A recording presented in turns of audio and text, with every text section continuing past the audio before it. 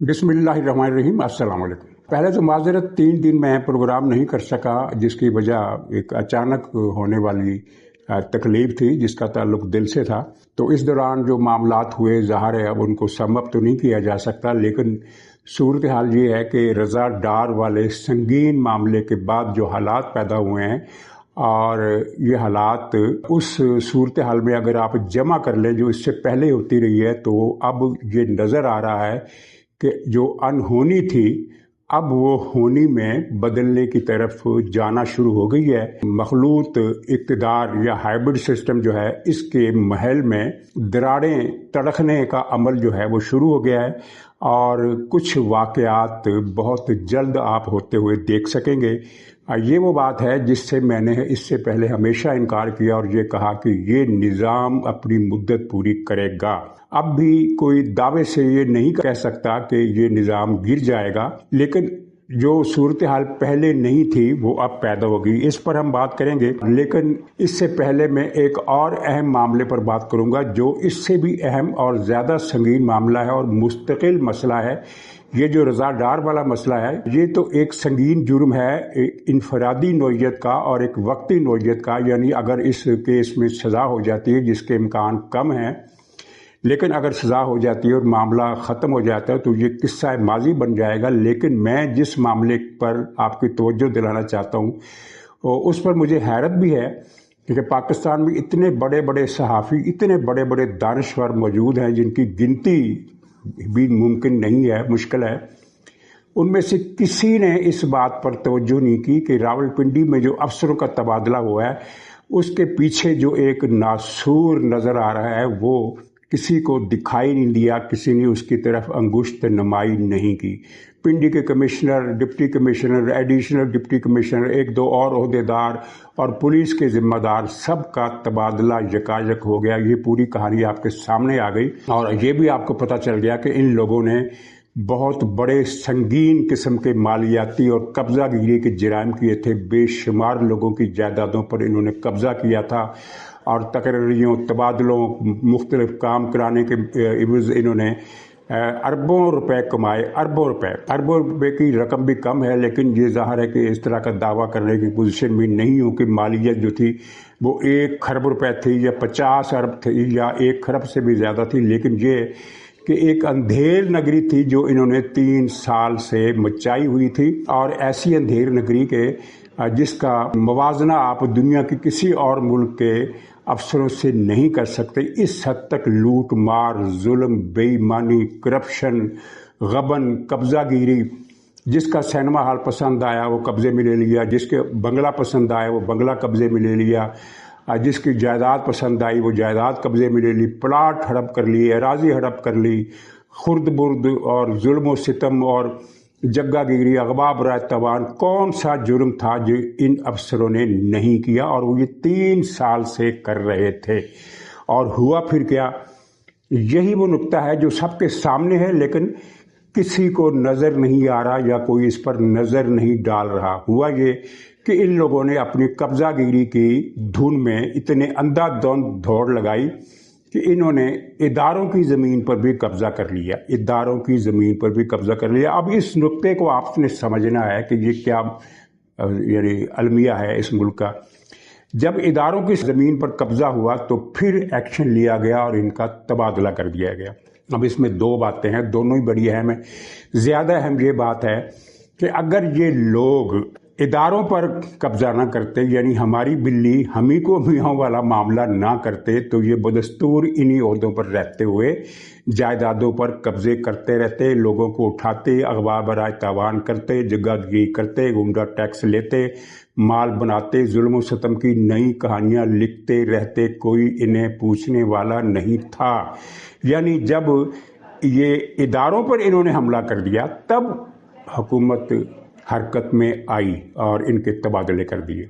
मेरी बात आप समझ गए ना कि इस मुल्क में हर आदमी को, जिसके पास बंदूक है, जिसके पास पैसा है, हर तरह का जुल्म करने की इजाज़त है।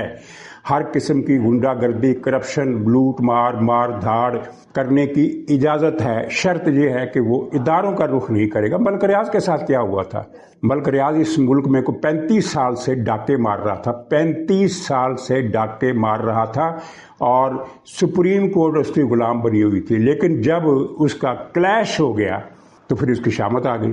ایک تو یہ پوائنٹ ہے، اس کو مزید میں تفصیل میں نہیں جانا چاہتا، ظاہر ہے بڑا سینسٹیو مسئلہ ہو جاتا ہے۔ اور دوسرا اہم وہ بھی سنگین مسئلہ ہے، وہ یہ کہ ان کو تبدیل کیا گیا ہے، ان کے خلاف کوئی کارروائی نہیں ہوئی، نہ کارروائی ہوگی، نہ انہیں سزا ملے گی۔ یعنی انہوں نے جو پتہ نہیں کتنی رقم انہوں نے کمائی ہے، فرض کیجئے ہم اپنی فرضی ایک گنتی بنا لیتے کہ انہوں نے جناب 50 ارب روپے کے ڈاکے مارے، فرض دیجئے، میرے خیال ہے زیادہ مارے، 1 کھرب کے حساب کتاب بھی کم ہوگا، ان سے 1 کھرب سے بھی زیادہ انہوں نے ڈاکے مارے، اتنا زیادہ مال کمایا انہوں نے۔ لیکن ہم 50 ارب کی گنتی کر لیتے ہیں، یعنی 50 ارب جو انہوں نے لوٹا وہ ان کو انعام کے طور پر دے دیا گیا کہ ٹھیک ہے ہم نے تبادلہ کر دیا تمہارا، لیکن یہ جو 50 ارب یا 1 کھرب تم نے کمائے ہیں یہ تمہارے ہیں، لوگوں سے چھینے ہیں، قبضے کیے ہیں، جائیدادیں ہڑپ کی ہیں، سب کچھ کیا ہے، ایسے جرائم کیے ہیں کہ پورا ایک وائٹ پیپر و جو ایک بک بنتی ہے نا کسی حکومت کے جانے کے بعد اس کی سیاہ کاریوں کی، اور اس پر ایکشن بعد میں کبھی نہیں ہوتا۔ بھٹو کے دور سے یہ سلسلہ چل رہا ہے، جب بھٹو کی حکومت ختم ہوئی تھی تو اتنا موٹا وائٹ پیپر آیا تھا اور کسی کے خلاف کوئی کارروائی نہیں ہوئی تھی، صرف بھٹو کو پھانسی دی گئی تھی۔ تو وہ سارے جرم معاف جو انہوں نے لوٹا، چھینا، غصب کیا، ناجائز حرام کمائی کی، وہ ان کو انعام کے طور پر دے دی گئی ہے۔ صرف یہ کہا ہے کہ بھئی اب تم نے لوٹ مار کرنی ہے تو کسی نئے علاقے میں جا کر کرو گے، یہاں نہیں کرو گے۔ اور یہ سارا گینگ تھا بابر شاہ ماما اس کا تخلص تھا یا کیا تھا، بابر شاہ ماما، یہ بابر شاہ ماما اس گینگ کو لیڈ کر رہا تھا، اور یہ سارے ماشاءاللہ ارب پتی ہو گئے، سارے کے سارے ارب پتی ہو گئے، کیا پولیس افسر، کیا اے ڈی سی اور کیا ڈی سی اور کیا کمشنر، سب ارب پتی ہو گئے، اور ان سب کو یہ ساری دولت معاف کر دی گئی ہے جو انہوں نے لوٹی ہے، اور تبادلہ کر دیا گیا، یعنی اپنی نوکری پر قائم ہے، ان کو سسپینڈ نہیں کیا گیا، ان کے خلاف کوئی کارروائی انکوائری انیشیٹ نہیں ہوئی اور نہ ہوگی، نہ کوئی کارروائی ہوگی۔ یعنی لوٹ مار جائز، لیکن تم جہاں پر اپنی حد سے نکل گئے تھے لہٰذا تمہیں یہاں سے ہٹا دیا ہے۔ یہ ظلم ہے جو پاکستان میں شروع دن سے ہوتا آ رہا ہے، شروع دن سے۔ اس میں جرنیل بھی شامل ہیں، اس میں جج بھی شامل ہیں، اس میں سیاستدان بھی شامل ہیں، اس میں بیوروکریٹ بھی شامل ہیں، اس میں پیر فقیر وڈیرے مشائخ مولوی بھی شامل ہیں، اس میں صنعت کار بھی شامل ہیں، اس میں سرمایہ دار بھی شامل ہیں، جاگیردار بھی شامل ہیں۔ جس نے جو لوٹ لیا وہ اس کا حق ہے، وہ اس کی حق حلال کی کمائی ہے، جو بھی اس نے لوٹ لیا حق حلال کی کمائی ہے۔ اب اس پر مزید کیا کہا جائے، یہ پاکستان کا ایک مستقل المیہ ہے اور یہی رہے گا۔ سب آتے ہیں احتساب کا نعرہ لگائیں گے، لیکن خود وہ سب سے بڑے کرپٹ بن جاتے ہیں، اور پھر اس حکومت نے تو یہ احتساب کا بل وہ کروایا، اس نے تو لمٹ ہی بڑھا دی ہے کہ اتنے روپے کی مالیت کا جرائم ہوگا تو نیب پکڑے گا، ورنہ نیب بھی نہیں پکڑے گا۔ یعنی 50 کروڑ روپے کی کرپشن تو انہوں نے وہ کیا کہتے ہیں وہ بیانہ، ملازمت کا، نوکری کا بیانہ ہے کہ اتنی کرپشن اگر کوئی بھی کرے گا تو اسے معاف ہے۔ اچھا، یہ جو رضا ڈار والا کیس ہوا، کیس کی تفصیلات میں نہیں جاؤں گا، اس کو کوئی ریکیپ کرنے کی ضرورت نہیں، آپ کو سب کو پتہ ہے کہ یہ ایک گینگ تھا جنہوں نے اسپینش نژاد وہ وینزویلا کی خاتون کو اور ایک ڈچ خاتون کو انہوں نے باہر کے ملک میں گھیرا، وہاں سے ایک سرمایہ کاری کا چکر تھا، رقم نہیں دی، ان کو پکڑ کر ورگلا کر پاکستان لے آئے، مزید سرمایہ کاری کی لالچ میں، پھر جہاں لا کر ان سے پیسے وصول کرنے چاہے، ان کے ساتھ گینگ ریپ کیا، ان کے ساتھ زیادتی کی، ان کو زخمی کیا، ان کو مارا پیٹا، تشدد کیا، اغوا کر لیا، اغوا برات تاوان کر لیا۔ یہ سارا قصہ آپ کے سامنے آ چکا ہے، اس کی ایک ایک جزیات سب کو حفظ ہو گئی ہیں، ان پر بات کرنے کی ضرورت نہیں۔ اس میں اب پھنس رہے ہیں اسحاق ڈار، کیونکہ جو رضا ڈار ہے وہ اسحاق ڈار کا نواسہ بتایا جاتا ہے۔ اب حکومت کی طرف سے یا مسلم لیگ کی طرف سے یہ صفائی دی جا رہی ہے کہ بھئی یہ اسحاق ڈار کا کیا قصور ہے، اگر اس کے نواسے نے کچھ جرم کیا ہے تو اس میں اسحاق ڈار کہاں پھنستا ہے۔ اب اس سوال کے جواب میں دو باتیں ہیں۔ پہلی بات تو یہ ہے کہ اس میں جو پنجاب گورنمنٹ ہے، جو جس کے بارے میں یہ کہا جاتا ہے کہ وہ ملزموں کو آخر وقت تک بچانے کی کوشش کرتی رہی اور اوپر سے ہدایات جاری کی کہ جتنے کھرے سراغ نشانات ہیں سب مٹا دی جائیں، واللہ عالم کیا حقیقت ہے، لیکن باتیں ہو رہی ہیں۔ تو پنجاب حکومت کی پالیسی کیا ہے؟ پنجاب حکومت نے بسنت پر کیا قانون جاری کیا تھا؟ یہ قانون کہ جب انہوں نے بسنت کو ایلیٹ کلاس کو یہ اجازت دی تھی کہ آپ بسنت منا سکتے ہیں، باقی نہیں منا سکتے، تو اس وقت یہ قانون آیا تھا کہ جو لڑکا اس عمر سے کم عمر کا لڑکا بچہ اگر بسنت مناتے ہوئے پتنگ اڑاتے ہوئے پکڑا گیا تو اس کو، مجھے اب رقم یاد نہیں ہے، پتہ نہیں 50,000 روپے رقم تھی یا اس سے زیادہ تھی، اس کو جرمانہ ہوگا، اور اگر وہ دوسری بار پکڑا گیا تو جرمانہ کئی گنا بڑھ جائے گا۔ تو یہ جرمانے کی سزا کس کو تھی؟ بچے کو تو نہیں تھی، بچے کی جیب میں تو 50,000 روپے نہیں ہو سکتے، ظاہر ہے اس کے والد کو یہ سزا تھی کہ اگر بچہ بسنت مناتا ہوا پکڑا گیا جو انڈر ایج بچہ ہے تو اس کے جرم کی سزا اس کے والد کو ملے گی۔ تو یہ قانون تو آپ ہی کا بنایا ہوا ہے کہ بیٹے کی سزا والد کو ملے گی، تو پھر آپ اسحاق ڈار ویسے میں تو یہ کہتا ہوں کہ یہ غلط ہے، اسحاق ڈار کو ملوث نہیں کیا جا سکتا، لیکن قانون تو آپ ہی نے بنایا ہوا ہے۔ اور دوسری بات اس میں اور یہ ہے کہ اسحاق ڈار ملوث نہیں ہے اس جرم میں، اس میں کوئی شک نہیں، لیکن اسحاق ڈار وزیر خارجہ تھے اور ان کا آفس استعمال ہوا ان لڑکیوں کو، ان خواتین کو ویزا دینے کے لیے۔ تو اسحاق ڈار صاحب کو علم نہیں تھا کہ یہ ویزے کیوں دیے جا رہے ہیں، یہ کون لوگ ہیں، اور پھر ان خواتین کو پاکستان لایا گیا، یہ پاکستان آئیں، یہاں ان کو ہوٹلوں میں ٹھہرایا گیا، ان کو سیر کرائی گئی، مختلف مقامات پر سیاحت کرائی گئی، ان کو کھانے کھلائے گئے، ان کی مہمان نوازی کی گئی، اور اس کے بعد پھر ان کو اغوا کیا گیا۔ تو یہ 5-6 دن جو یہ سیر سپاٹے کرتی رہیں یہ لڑکیاں، یہ عورتیں، تو کیا اسحاق ڈار کو پتہ نہیں تھا کہ ان کا جو پوتا ہے، نواسا ہے، اور اس کا جو پورا گینگ ہے وہ کس چکر میں ہے؟ کیا پنجاب کی مریم نواز اس بات سے لا علم تھی؟ ممکن ہی نہیں ہے، قریبی رشتہ دار ہیں، بہت قریبی رشتہ دار ہیں، اور بہت قریبی تعلق ہے ان کے۔ ایک علی ڈار پنجاب حکومت کا وزیر بھی ہے، تو اتنے قریبی لوگوں کی سرگرمیوں کا مریم نواز کو پتہ نہ ہو، اسحاق ڈار کو پتہ نہ ہو، یہ آپ کی سمجھ میں آتا ہے یا آپ کے فہم میں آتا ہے؟ نہیں آتا۔ تیسرا ایشو اس حوالے سے لوگ اٹھا رہے ہیں کہ ان کو اس کے حوالے کیا جائے، وہ جو ایک کرمنل گینگسٹر بنایا ہوا ہے پنجاب گورنمنٹ نے CCD کے نام سے، جس میں ایک سے ایک ہارڈ کور کرمنل جو ملازم ہے اس میں شامل کیا گیا، اور اس میں پھر وہ کہانیاں تو بہت ہیں کہ اربوں پتی ہو گئے لوگ اس کے، تو خیر ان کہانیوں کی طرف نہیں جاتے۔ تو وہ کہا جا رہا ہے کہ ان کے حوالے کیا جائے، تو پنجاب گورنمنٹ کہتی ہے کہ نہیں، ان کے حوالے نہیں ہو سکتا۔ بھئی کیوں نہیں ہو سکتا؟ ہم تو یہ کہتے ہیں کہ یہ غلط ہے، کسی جو تفتیش ہے وہ قانون اور قاعدے کے مطابق ہونی چاہیے، یہ نہیں ہونی چاہیے کہ اٹھا کر پکڑو اور بندے کو مار دو۔ لیکن یہ قانون بھی تو آپ ہی کا بنایا ہوا ہے نا کہ جس کو پکڑو اٹھاؤ مار دو، لیکن فرق یہ ہے کہ غریب کا بیٹا جرم کرے تو اسے مار دو، اگر امیر کا بیٹا جرم کرے تو اسے بچانے کی کوشش کرو، اور اپنا قریبی ہو تو پوری حکومت ہی کو داؤ پر لگا دو۔ یہ انہوں نے کیا ہے، اب اس بحران پر مزید میں بات نہیں کروں گا، صرف یہ کہوں گا کہ اس بحران کی تہ سے اب کچھ نکلنے والا ہے، اس بحران کی تہ سے کچھ نکلنے والا ہے، اور صورتحال ٹھیک نہیں ہے۔ کون جائے گا کچھ نہیں کہہ سکتا۔ جو لوگ یہ کہتے ہیں کہ اسحاق ڈار سے استعفیٰ لے لیا جائے گا، وہ ابھی تک غلط ہے۔ ابھی تک اسحاق ڈار سے کسی نے استعفیٰ نہیں مانگا، نہ ہی مریم نواز سے استعفیٰ مانگا ہے، کسی نے نہیں مانگا۔ لیکن معاملہ شروع ہو گیا اور اس کا بیک گراؤنڈ صرف یہ واقعہ نہیں ہے، اس واقعے کو آپ کہہ سکتے ہیں کہ ایک ٹرننگ پوائنٹ یا وہ صورتحال کا آغاز جو کچھ لوگ چاہتے تھے اس ملک میں کہ پیدا ہو، اس کا ایک بہانہ بن گیا یہ واقعہ۔ بیک گراؤنڈ تو پیچھے ہے، بیک گراؤنڈ کیا ہے؟ شہباز شریف صاحب نے کیا جب وہ یہ حکومت میں آئے تھے تو یہی تھا نا کہ یہ ملک کو بچائیں گے دیوالیہ ہونے سے، لیکن پاکستان کی معیشت زیادہ برباد ہو گئی، صنعت کاری برباد ہو گئی، سرمایہ کاری برباد ہو گئی، روزگار کے ذرائع برباد ہو گئے، زراعت برباد ہو گئی، صنعت برباد ہو گئی، تجارت برباد ہو گئی، ہر شعبے میں بربادی۔ اور تفصیل نہیں، میں مریم نواز کا ذکر کرتا ہوں کہ انہوں نے کیا غلطیاں کی۔ انہوں نے آتے ہی صحت کا نظام تباہ کر دیا، تعلیم کا نظام تباہ کر دیا، زراعت کو نقصان پہنچایا، امن امان، جرائم، ہر چیز بڑھ گئے، خودکشیاں پنجاب میں بڑھ گئی، لوگوں کے روزگار چھین لیے، पीरा ईरा के ऐरे गैरे अवाम पर छोड़ दिए गए।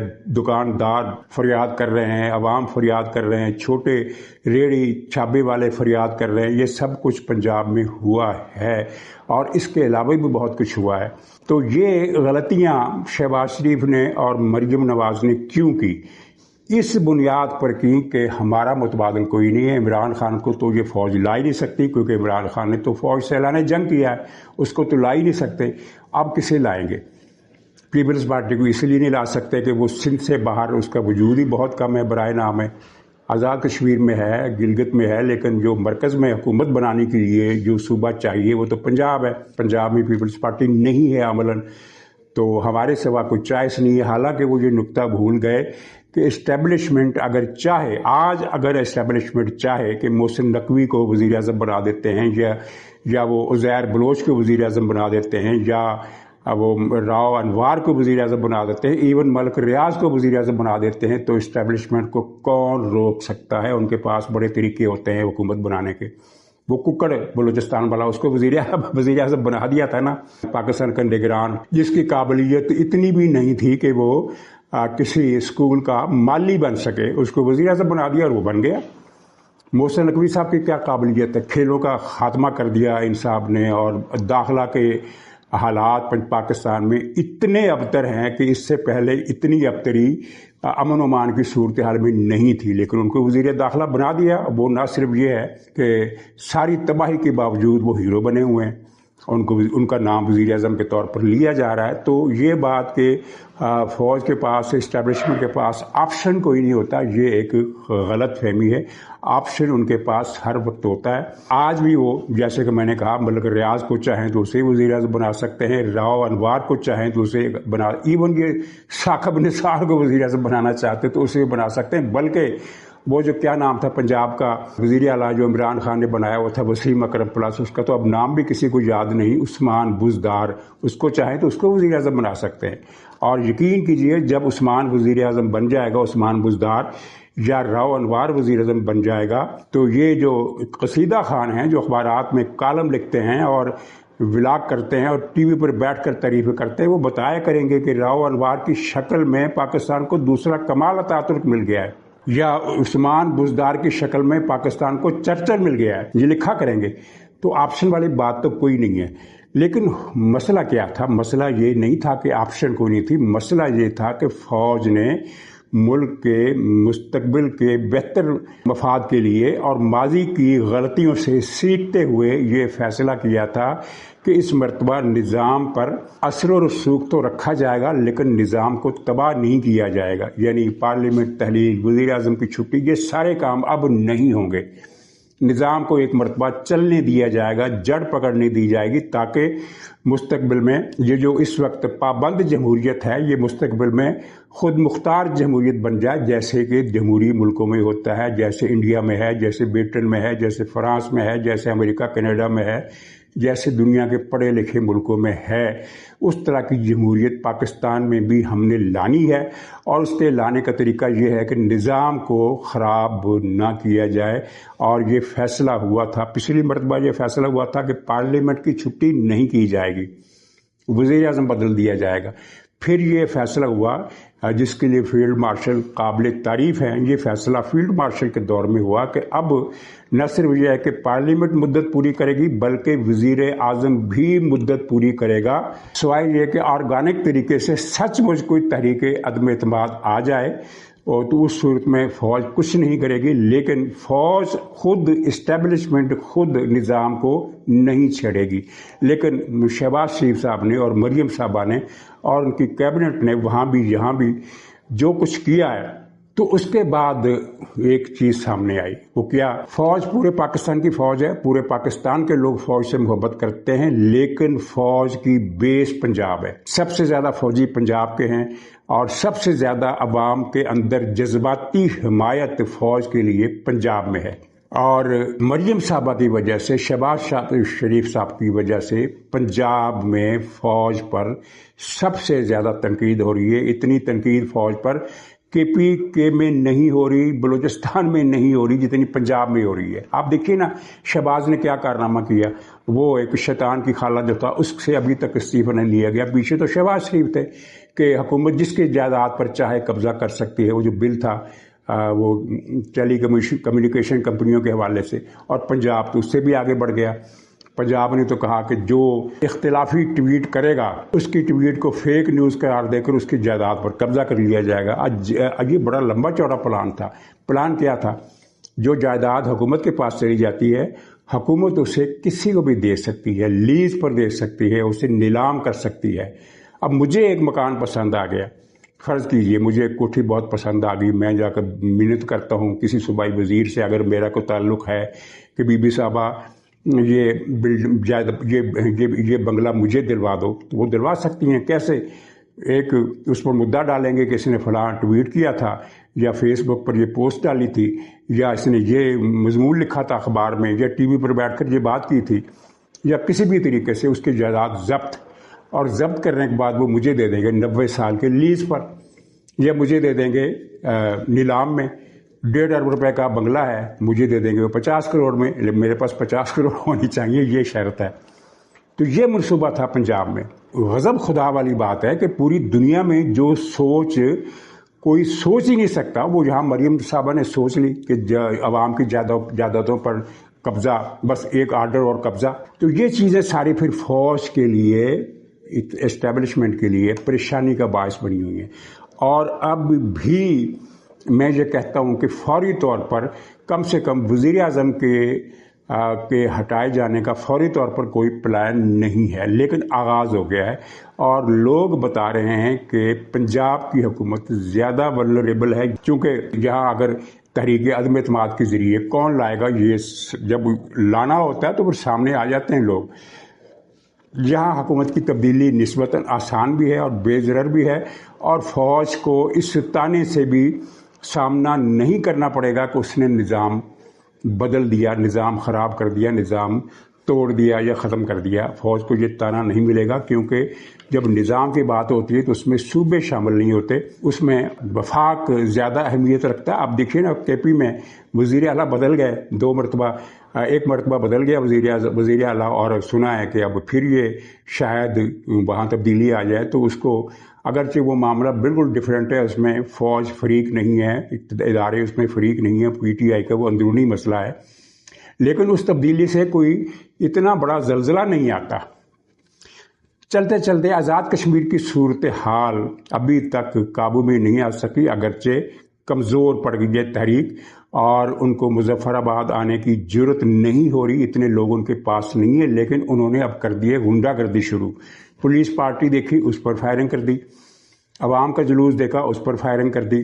اور کل آزاد کشمیر کے سیکریٹری ایک بریفنگ میں یہ بتا رہے تھے کہ یہ لوگوں کو مار رہے ہیں، دکانیں لوٹ رہے ہیں، اور پتہ نہیں کیا کچھ کر رہے ہیں. اس کا مطلب یہ ہے کہ حالات وہاں ابھی تک نارمل کی سطح پر نہیں آئے، یعنی ڈیفیوز ہوئے ہیں کچھ معاملات. مثلا ہڑتال پہلے جیسی نہیں ہے، وہ اتوار کی ہڑتال کا شور مچایا ہوا. اتوار کے دن آزاد کشمیر کا زیادہ جو مارکیٹ کا شیئر ہے بند ہوتا ہے ویسے ہی، تو اتوار کو انہوں نے ہڑتال کی کال کر دی. ایک فراڈ تھا. یہ بیرون ملک مظاہرے کر رہے ہیں، گالیاں دے رہے ہیں، اب تو بھارت سے یہ کھلم کھلا مدد بھی لے رہے ہیں.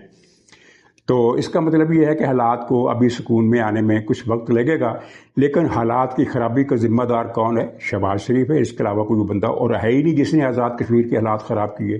کس طرح خراب کیے؟ آپ نے 3 روپے بجلی کر دی. وہ ایک لطیفہ ہے نا، بہت اچھا لطیفہ نہیں ہے، لیکن وہ ترجمانی بہت اچھی کرتا ہے اس صورتحال کی. کہ وہ کوئی ایک گاہک تھا بالکل ہی سرفرا پاگل قسم کا، وہ ایک دکاندار کے پاس چلا گیا اور کہا یہ چیز چاہیے، کتنی کی ہے؟ اس نے کہا 100 روپے کی ہے. تو گاہک نے کہا میں تو 50 روپے دوں گا. اب وہ دکاندار بھی اس دن موڈ میں تھا، اس نے کہا اچھا لے لو 50 روپے کی لے لو. تو وہ سرفرے گاہک نے کہا یہ تو کمال ہے، میری بات اس نے فوراً مان لی. اس نے پینترا بدلا اور کہا کہ نہیں میں تو مفت میں لوں گا. تو دکاندار بدستور موڈ میں تھا، اس نے کہا چلو ایک آدمی سے شغل میں اللہ سے اس کو مفت دے دو. اس نے کہا تم مفت لے لو. اس نے کہا میں تو 2 لوں گا. یعنی یہ لطیفہ بنا ہوا ہے. تو یہ ترجمانی کرتا ہے ایک خاص نفسیاتی صورتحال کی. تو وہی 3 روپے جب آپ نے بجلی کر دی، پورے ملک میں 60-70 روپے بجلی ہے یونٹ کا، وہاں آپ نے 3 روپے کر دی، مفت کر دی، کس قانون اور کس آئین کی بنیاد پر کر دی؟